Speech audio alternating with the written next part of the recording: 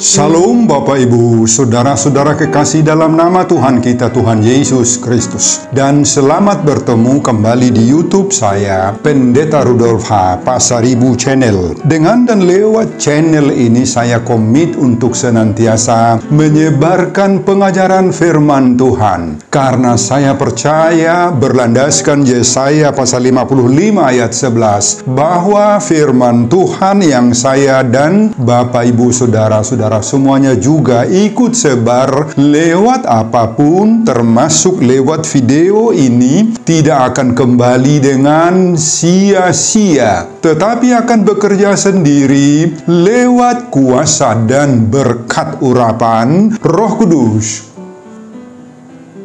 Mari Bapak Ibu, saya ajak semuanya membantu saya menyebarkan pengajaran firman Tuhan, khotbah di pertanggihan minggu ke-11 sesudah Trinitatis 20 Agustus 2023. Terambil dari kitab Mazmur pasal 67 ayat 1-8 dan bacaan dari kitab Roma pasal 11 ayat 1-2a diteruskan dengan ayat 29 sampai 32.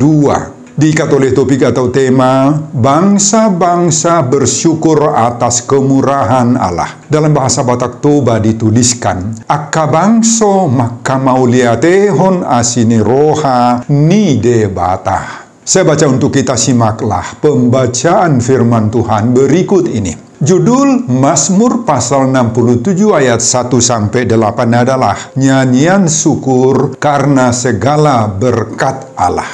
Untuk pemimpin biduan dengan permainan kecapi, Mazmur, nyanyian. Kiranya Allah mengasihi kita dan memberkati kita. Kiranya Ia menyinari kita dengan wajah-Nya, supaya jalanmu dikenal di bumi dan keselamatanmu di antara segala bangsa. Kiranya bangsa-bangsa bersyukur kepadamu, ya Allah. Kiranya bangsa-bangsa semuanya bersyukur kepadamu. Kiranya suku-suku bangsa bersuka cita dan bersorak-sorai, sebab Engkau memerintah bangsa-bangsa dengan adil dan menuntun suku-suku bangsa di atas bumi. Kiranya bangsa-bangsa bersyukur kepadamu, ya Allah. Kiranya bangsa-bangsa semuanya bersyukur kepadamu. Tanah telah memberi hasilnya.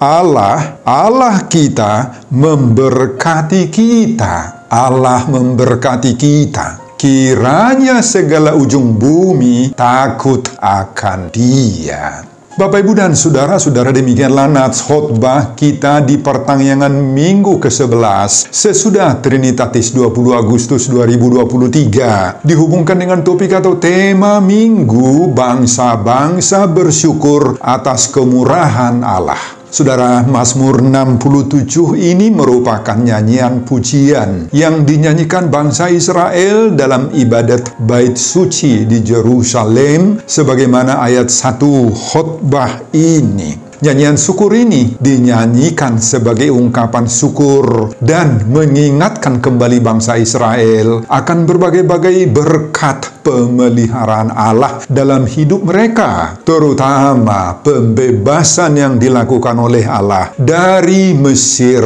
Dalam nats ini terlihat bahwa pemazmur meminta kepada Allah untuk tetap memperhatikan dan memberkati umatnya. Dan itu akan menyebabkan semua bangsa-bangsa lain juga bisa melihat bahwa Allah itu penuh keadilan dan sanggup membebaskan serta tetap memberkati bangsanya dan bahkan memberkati semua bangsa-bangsa lain. Mazmur ini juga merupakan nyanyian syukur atas segala berkat Allah yang diberikan kepada bangsa Israel, terutama apabila tiba pada perayaan panen raya. Di setiap perayaan pesta panen, seluruh orang Israel itu akan selalu datang dari berbagai-bagai wilayah di mana mereka tinggal untuk berkumpul dan bersyukur di Yerusalem. Di saat perayaan pesta panen itu juga mereka berdoa, bermohon agar berkat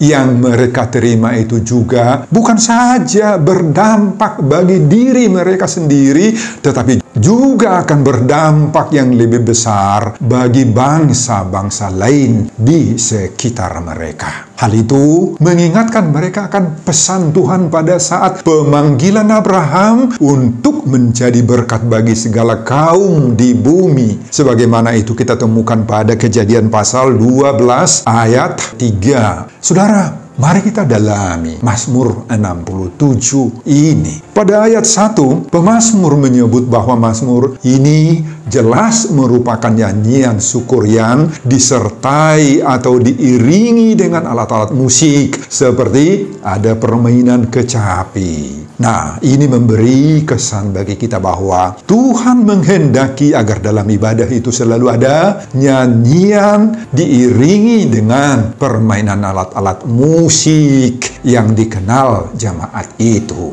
Lewat nyanyian dan alat-alat musik itu, maka para pengikut ibadah akan didorong untuk mengekspresikan imannya dan pujiannya kepada Tuhan. Pada ayat 2 dan ayat 3, dalam ibadah syukur ini pemazmur sungguh-sungguh memohon agar Tuhan juga kiranya sungguh-sungguh mau mengasihi dan memberkati semua pengikut ibadah itu. Kedua isi permohonan pemazmur ini, yakni mengasihi dan memberi berkat Tuhan, ini terjadi lewat atau melalui kesudian Allah untuk menyinari kita dengan wajahnya. Dalam bahasa Ibrani, wajah itu disebut paneh, yang dapat diterjemahkan dengan wajah Tuhan. Bohi ni debata. Pemazmur di sini tidak memohon belas kasihan dan berkat itu hanya untuk dirinya sendiri atau untuk bangsanya sendiri, tetapi untuk kepentingan seluruh umat juga. Dan tujuan berkat itu agar semua orang mau mengenal jalan dan keselamatan yang dari Tuhan itu. Nah, disebut di sini jalan dan keselamatan. Kata jalanmu dalam bahasa Ibrani di sini disebut derek Yahweh. Terjemahan derek Yahweh, jalan Tuhan. Apa itu jalan Tuhan? Jalan Tuhan adalah aturan-aturan, kehendak, hukum-hukum yang ditetapkan oleh Tuhan bagi umatnya, bagi bangsa Israel. Jalan Tuhan adalah jalan yang benar-benar harus dilalui. Dan kalau jalan Tuhan sudah dilalui, maka orang tidak lagi akan mengalami kesesatan dalam seluruh perjalanan hidupnya. Kemudian kata keselamatan dalam bahasa Ibrani disebut Yeshuah, artinya selamat, pertolongan. Kalau kita mau selamat, maka Tuhan perlu campur tangan, perlu memberikan kita kemenangan. Itulah keselamatan. Manusia menghadapi berbagai-bagai lawan, berbagai-bagai musuh, ada banyak hambatan sehingga membutuhkan keselamatan yang hanya terdapat itu dari Tuhan sendiri. Saudara, itu sebabnya manusia harus membutuhkan kuasa Tuhan itu supaya selamat. Saudara, pada ayat 4-6, pemazmur memusatkan dan menunjukkan doa dan permohonannya yang berkali-kali disebutkannya agar berkat Tuhan juga itu harus berdampak kepada bangsa-bangsa atau suku-suku lain di dunia. Jika bangsa-bangsa lain mengenal Tuhan, maka mereka juga akan datang kepada Allah, kepada Tuhan. Mereka akan mau dipimpin oleh Allah sehingga terciptalah kedamaian dan kesejahteraan di muka bumi ini. Semua bangsa-bangsa, suku-suku juga akan bersyukur dan bersukacita memuji Tuhan. Pada ayat 7 dan 8, pemazmur mensyukuri berkat lewat hasil tanah yang diberikan oleh Allah, sehingga bangsa lain juga akan mengenal siapa Allah yang disembah oleh orang Israel, sekaligus akan mengingatkan Allah lah yang memiliki segala sesuatu, sehingga tidak sulit bagi Allah itu untuk memberkati umatnya, untuk mencukupkan melakukan segala apapun yang dibutuhkan manusia itu, dan semua ini akan mendorong umat-umat lain, orang-orang lain, bangsa-bangsa lain takut kepada Tuhan. Bapak, Ibu, dan saudara-saudara, apa yang kita temukan dalam Mazmur 67 ini mengingatkan kita kepada seruan topik atau tema minggu ke-11, sesudah Trinitatis, bangsa-bangsa bersyukur atas kemurahan Allah. Khusus bagi bangsa kita yang merayakan ulang tahun kemerdekaan ke-78 tanggal 17 Agustus 2023. Kita juga didorong untuk bersyukur karena kemerdekaan bangsa kita itu adalah pemberian Tuhan. Ini harus kita imani, Bapak Ibu. Ini adalah pemberian Tuhan lewat tentunya perjuangan bangsa kita di masa lalu sebelum kemerdekaan dan sesudah kemerdekaan itu. Nah, kita saat ini juga didorong untuk menjaga, memelihara, dan mau bertanggung jawab mengembangkan kemerdekaan itu lewat berbagai-bagai kemampuan yang diberikan oleh Tuhan bagi kita. Selamat merayakan ulang tahun kemerdekaan Republik Indonesia yang ke-78. Bapak, Ibu, dan saudara-saudara, itulah isi keseluruhan khotbah kita di pertanyaan minggu ke-11 sesudah Trinitatis 20 Agustus 2023, dihubungkan dengan topik atau tema minggu, bangsa-bangsa bersyukur atas kemurahan Allah. Apa pengajaran Tuhan bagi kita lewat khotbah ini? Pengajaran pertama, semua berkat datangnya dari Tuhan Allah sendiri. Saudara, semua orang tentunya pasti menghendaki agar hidupnya diberkati oleh Tuhan. Itu sebabnya dalam setiap kali kita berdoa kepada Tuhan, maka permintaan berkat itu pasti akan selalu terdengar dalam doa-doa yang kita panjatkan kepada Tuhan itu. Doa kita bisa saja meminta agar Tuhan memberkati rumah tangga, memberkati pendidikan anak-anak kita, memberkati pelayanan kita, dan seterusnya. Doa-doa semacam itu menunjukkan betapa kita sangat-sangat merindukan berkat-berkat Tuhan dalam hidup kita, dalam keluarga kita, dalam gereja, dan bahkan bagi bangsa dan negara kita. Saudara, khotbah ini menyadarkan kita sekarang, apakah yang kita maksudkan dengan berkat-berkat itu, dan dari mana sumber-sumber berkat itu. Saudara, banyak orang yang berpikiran bahwa yang dimaksud dengan berkat adalah hal-hal yang enak-enak saja, seperti banyak uang, banyak harta, kita mendapatkan jabatan, prestasimu atau rezekimu besar, kita dan keluarga seisi rumah tangga kita sehat-sehat senantiasa, dan lain-lain. Saudara, itulah kebutuhan primer kita. Tetapi agar kita lebih memahami keberadaan berkat itu, maka pemazmur dalam khotbah ini memberi kita beberapa pemahaman penting tentang berkat. Saudara, kalau kita berbicara tentang berkat, yang dalam bahasa Ibrani itu disebut berkah atau barokah. Nah, barokah atau berkah ini meliputi dua hal, yaitu sukacita jasmani, yakni dalam hidup sehari-hari, dan sukacita rohani. Saudara, kedua sukacita jasmani dan rohani inilah yang mengalirkan bagi kita kebahagiaan. Nah, sekarang lewat khotbah Mazmur 67 ini kita semakin disadarkan lewat pertanyaan, dari manakah dan siapakah sumber pemberi berkat itu? Dari manakah kebahagiaan itu kita dapatkan? Pemazmur mengatakan pada ayat 2, kiranya Allah mengasihani kita dan memberkati kita. Nah, jelas Bapak Ibu sekarang dari mana berkat itu? Jelas sekali bahwa berkat itu datangnya dari Tuhan sendiri. Berkat itu datang setelah Tuhan dikatakan di sini menyinari kita dengan wajahnya. Nah, apa maksudnya ungkapan kalau disebut di sini menyinari kita dengan wajahnya?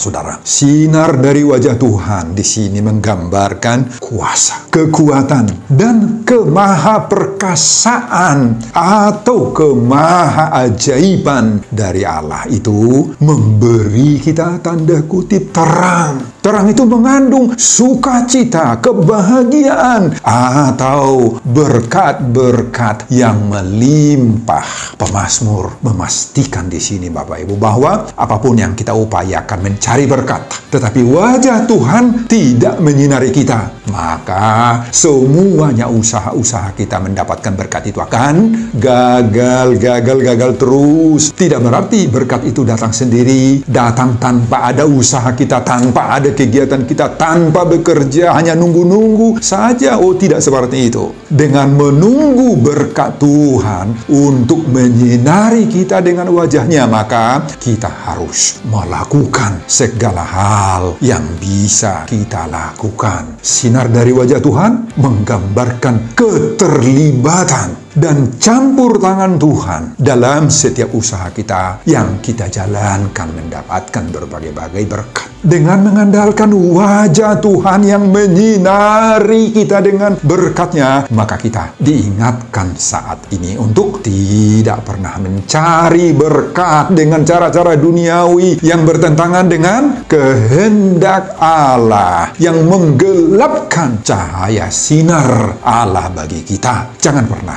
mencari berkat dengan menggunakan kuasa-kuasa setan, meminta berkat-berkat dari roh-roh opung parsadaan kita, pergi ke kuburan orang-orang mati dengan memberi sesajen kepada orang mati. Jangan cari berkat itu, Bapak Ibu, di pucuk buhit, di tugu-tugu berhala, di Danau Toba, di tempat-tempat perdukunan.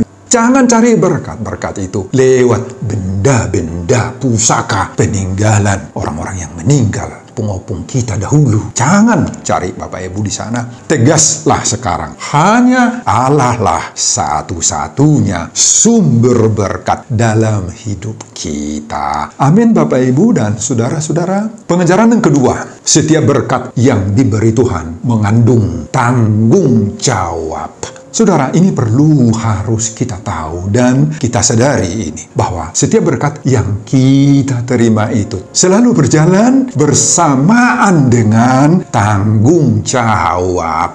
Saudara, semakin bertambah-tambah berkat yang diberikan oleh Tuhan bagi kita, ingatlah, semakin bertambah pula tanggung jawab yang harus kita pikul. Pada saat yang sama Tuhan menganugerahkan berkat-berkat bagi kita, maka pada saat yang sama juga Tuhan sedang memikulkan tanggung jawab bagi kita lewat berkat-berkat itu, Bapak Ibu. Nah, itu sebabnya Tuhan memberi kepada masing-masing orang berkat-berkat yang berbeda-beda, karena Tuhan melihat kemampuan kita untuk mempertanggungjawabkan berkat-berkat itu. Berkat-berkat itu diberikan Tuhan bagi kita sesuai dengan kemampuan kita untuk mengemban berkat itu. Seseorang tidak diizinkan Tuhan menjadi bupati, menjadi anggota DPR, DPRD, DPD, meskipun dia bersemangat sekali dan bahkan memiliki jenjang akademis pengetahuan yang mungkin bisa diandalkan untuk jabatan itu. Tetapi karena Tuhan melihat mereka lebih layak pada jabatan-jabatan dan pelayanan lain, maka bisa saja mereka gagal. Tidak semua orang diizinkan oleh Tuhan menjadi pendeta, atau menjadi guru, menjadi dokter, dan lain-lain. Karena Tuhan lebih memposisikan mereka di jabatan-jabatan lain. Saudara-saudara, disinilah kita belajar menyadari bagaimana hidup kita ini sudah diatur, sudah diprogram oleh Tuhan sesuai dengan kehendaknya. Dengan catatan, ingat, ini bukan nasib. Bukan nasib, Bapak Ibu. Ini adalah kehendak Tuhan dari sorga. Hidup kita ini sepenuhnya adalah berkat Tuhan. apa dan bagaimana wujud hidup kita saat ini? Nah, ingat, itu adalah berkat Tuhan padamu saat ini. Oleh karena itu, jadi apa dan bagaimanapun hidup kita saat ini, kita harus mensyukurinya dan kita harus menjalaninya secara maksimal sesuai dengan apa yang diizinkan oleh Tuhan kita miliki. Apa bakat, apa talenta, apa pekerjaan atau titel akademis yang kita miliki. Nah, kita pakai semuanya itu untuk menghidupi, menjalankan berkat-berkat Tuhan dalam hidup kita ini. Jangan pernah kita menyesali hidup kita, menyesali jenjang akademis yang kita dapat, merasa bersalah di masa lalu sehingga akibatnya menurut perasaanmu, kamu memiliki pekerjaan yang sekarang yang tidak pas menurut kamu. Banyak hal dari perjalanan hidup yang kita tidak mengerti, Bapak Ibu, sehingga kita menjadi ini, menjadi itu, menjadi pendeta, menjadi guru, menjadi dokter, tentara, polisi, dan lain-lain yang mungkin pada awalnya bukan kehendak dan kerinduan kita seperti itu. Jangan ada di antara kita yang terjerumus menjadi sombong, menjadi angkuh, menjadi arogan, yang menganggarkan keberadaannya, jabatannya yang tinggi sekarang. Atau sebaliknya, jangan ada yang merasa kurang bersemangat, sedih, seolah-olah keberadaan dirinya saat ini bukan kehendaknya, bukan keinginannya, atau terjadi semuanya itu karena kesalahan di masa lalu. Jangan sekali lagi Bapak Ibu, semua perjalanan hidup kita tidak terlepas dari campur tangan kehendak dan pengaturan Tuhan sendiri. Amin Bapak Ibu. Mari kita jalani hidup kita ini dengan mempertanggungjawabkan segala berkat-berkat yang kita terima dari Tuhan dalam wujud-wujud perbuatan-perbuatan baik bagi sesama. Nah, itulah syukur kita kepada Tuhan. Pengajaran yang ketiga, diberkati untuk memberkati, atau diberkati untuk menjadi berkat.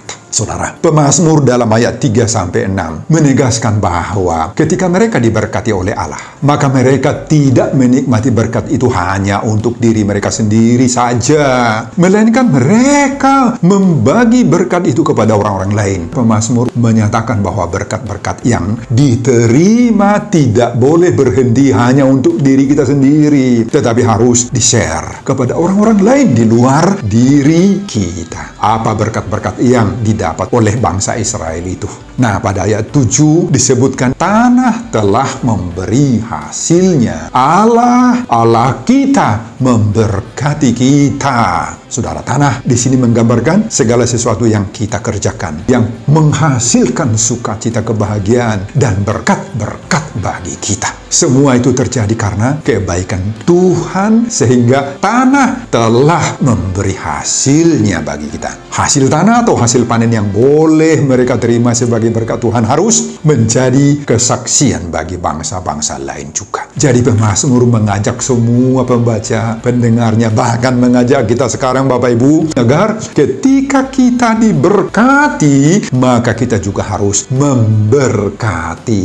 Jadi diberkati untuk menjadi berkat. Nah, saat ini kita belajar dari khotbah ini. Sadarilah bahwa ketika kita diberkati oleh Tuhan, maka kita juga harus menjadi berkat bagi sesama. Kita harus menjadi berkat bagi orang lain. Kita harus membagi berkat, baik berkat rohani, keselamatan di dalam Yesus Kristus, dan juga berkat-berkat jasmani yang kita miliki kepada orang lain. Kita harus menjadi saluran berkat bagi orang lain. Inilah yang Allah kehendaki dari hidup kita sebagai umatnya lewat khotbah ini. Tuhan memerintahkan kita untuk menjadi berkat karena berkat itu sendiri berasal dari Allah, dan Allah menghendaki berkat yang kita terima itu harus mendatangkan kemuliaan bagi Allah dan menyelamatkan jiwa-jiwa yang membutuhkan lewat kita. Ingatlah Bapak Ibu, ketika kita melakukan bagian kita untuk menjadi berkat, maka Allah juga akan melakukan bagiannya untuk mengisi berkat-berkat, pundi-pundi, pasu-pasu bagi kita, sehingga kita tidak merasa rugi. tidak semakin miskin. Kita tidak akan kehilangan sumber-sumber rezeki, Bapak Ibu. Enggak. Malahan semakin diberkati oleh Tuhan. Pundi-pundi kehidupan kita akan terus diisi, dibekali oleh Tuhan. Melebihi apa yang kita pikirkan, kita harapkan. Nah, Bapak, Ibu, dan saudara-saudara, jawablah pertanyaan ini. Sudahkah berkat-berkat yang kamu terima dari Tuhan selama ini menjadi kemuliaan bagi nama Tuhan? Itu yang pertama. Kemudian yang kedua, sudahkah berkat-berkat yang kamu terima dari Tuhan selama ini kamu gunakan, kamu pakai, kamu manfaatkan menjadi berkat bagi sesamamu? Semoga sudah demikian ya, Bapak, Ibu, dan saudara-saudara. Pengajaran keempat, kemerdekaan adalah berkat Tuhan. Mari kita menjadi berkat bagi bangsa dan rakyat Indonesia. Saudara, pada tanggal 17 Agustus 2023, kita merayakan ulang tahun kemerdekaan RI ke-78. Nah, di saat kita mendengar khotbah ini, kita diingatkan bahwa usia kemerdekaan kita yang 78 tahun ini adalah berkat Tuhan. Kemerdekaan Republik Indonesia tidak terlepas dari campur tangan Tuhan sendiri. Lewat perjuangan yang lama, meskipun banyak yang harus berkorban, berjuang mati-matian, sebagai wujud syukur kita kepada Tuhan dan respons kita kepada perjuangan para pendahulu kita itu. Khotbah ini mendorong setiap kita agar menunjukkan diri kita sebagai warga negara Indonesia yang baik. Dan khususnya agar dapat menjadikan diri kita menjadi berkat bagi bangsa dan rakyat Indonesia. Lewat apa yang kita miliki, apakah talenta, apa pengetahuan, dan kemampuan-kemampuan lainnya, mari kita pakai gunakan itu semuanya. Dan kita tempatkan diri kita menjadi warga negara yang mampu memberikan pengaruh positif bagi kemajuan bangsa dan negara kita. Marilah kita tampil untuk menjadi berkat bagi rakyat Indonesia. Apapun profesi, pekerjaan kita, biarlah kita tampil sebagai orang-orang yang diberkati, menjadi berkat. Mari kita mendukung pemimpin bangsa kita agar bangsa dan negara kita ini menjadi bangsa yang bersyukur atas kemurahan Allah. Akka bangso makamolati honasini rohani debata. Sebagaimana topik minggu ke-11 sudah Trinitatis 20 Agustus 2023. Terpujilah nama Tuhan untuk semuanya itu. Sebelum saya mengakhiri khotbah ini, kembali saya mengajak Bapak, Ibu, dan saudara-saudara untuk membantu saya menyebarkan firman Tuhan. Khotbah di pertanyaan minggu ke-11 sesudah Trinitatis 20 Agustus 2023 dari Mazmur pasal 67 ayat 1-8 ini, agar semakin banyak orang yang percaya bahwa bangsa-bangsa bersyukur atas kemurahan Allah. Aka bangso makamulate asini rohani debata. Termotivasi lewat khotbah ini. Simak juga video-video khotbah saya yang lain agar Bapak, Ibu, dan saudara-saudara memiliki sentuhan dan pemahaman rohani yang semakin diperkaya. Buka di YouTube saya, Pendeta Rudolf H. Pasaribu Channel. Selamat mengikuti ibadah pertanyaan minggu ke-11 sesudah Trinitatis buat kita semuanya. Tuhan Yesus memberkati kita. Salum Horas. Amin. Bapak, terima kasih untuk firman yang Engkau berikan kepada kami saat ini. Mazmur pasal 67 ini mendorong kami agar kami merasa terberkati dalam kehidupan kami. Izinkan apa yang kami lakukan, yang kami kerjakan, menghasilkan berkat-berkat bagi kami dan sesama kami. Berkatilah setiap pendengar khotbah ini supaya mampu mengaplikasikan di dalam hidup sehari-hari. Berkati hamba-Mu dalam mempersiapkan khotbah-khotbah berikutnya, dan semuanya ini saya peruntukkan kemuliaan, kebesaran bagi nama Tuhan hari ini dan untuk selama-lamanya. Amin.